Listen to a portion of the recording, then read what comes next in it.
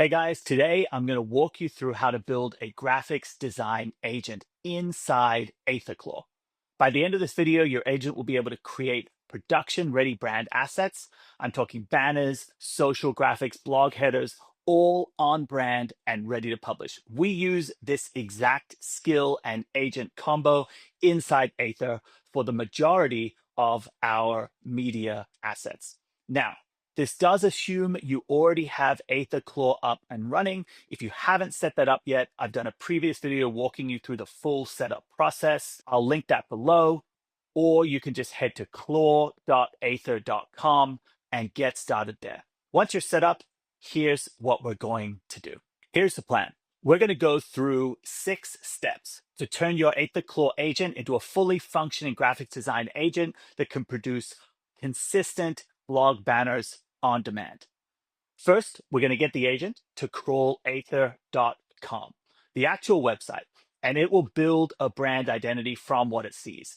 Color, layout, visual language, fonts, all extracted from the website itself.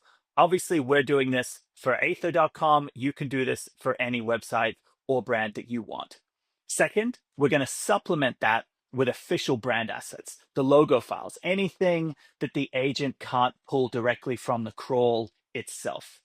Third, we're going to connect it to Nano Banana. You can connect it to any image generation model that you want, but access to Nano Banana is free. So I think it's a great model to connect to. And that's what we're going to give our agent access to. Fourth, we'll feed it in some reference material. These are the banners that I like the best, just so it has a really dialed in idea of what I think good looks like. And fifth, we'll put it all to the test. We'll give it a real blog topic and have it generate a banner from scratch using everything we set up. And then as a bonus, I'm going to take that static banner and show you guys how to animate it, bringing it to life with some motion in a really, really cool way. Let's get started. Okay, step 1 is to get Atlas to crawl the Aethir website. So I've just said, hey, Atlas, go crawl the aethir.com website. This can be any website. It'll be able to do it.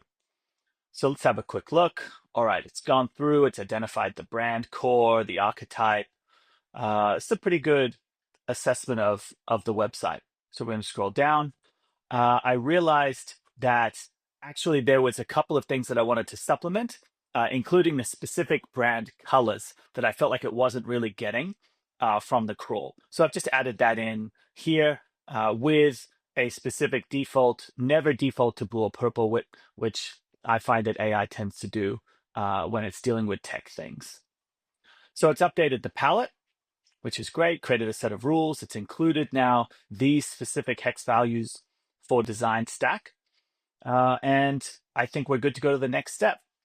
So then I send it the Aethir brand images and logos. These are things that I want to make sure it gets right. I don't want it attempting to use image generation to copy the logo. I just want to give it that asset so that it can really nail it. So here it is responding. It says it's got the canonical source. It is ready to move to the next step. So then I ask it whether it has access to Google image generation models. So here it is. It has these models set up, and it'll use those models when we ask it to generate the banner images in a second. So here are the blog banners that I have pulled off the website that I think are some of the best that I want to give as a point of reference for the AI. This is a really important step. All of the step before this is just text. Similar to a human, giving it reference images is the best way to really dial in the output that you want and make sure that it's as close to a desirable result for you as possible. So here it is, just again responding to the provision of those examples. And then I say, all right, here's the topic. The topic for this blog is AethirClaw, a graphics design agent that generates brand assets on autopilot. And I told it to create 3 iterations of the banner so that I can have a look at a couple of different versions and pick which one I want. Now, what I'm showing you here is actually a pretty bad output from the model, right? So if you kind of look up here, it actually specifically says what to avoid: blue gradients. Now, as I mentioned, AI loves to put blue on text stuff. So I actually had this in the text prompt, and it still generated these images. Now, that's annoying, of course, but there's a very easy way to overcome these sorts of things. And it's pretty much just sending an exact reference image again, right? So I told the agent it didn't follow the guidelines, it didn't use the logos, and it used blue. And I mentioned I want you to use the more powerful image gen model. I don't need to specify which one. I just say use the more powerful one.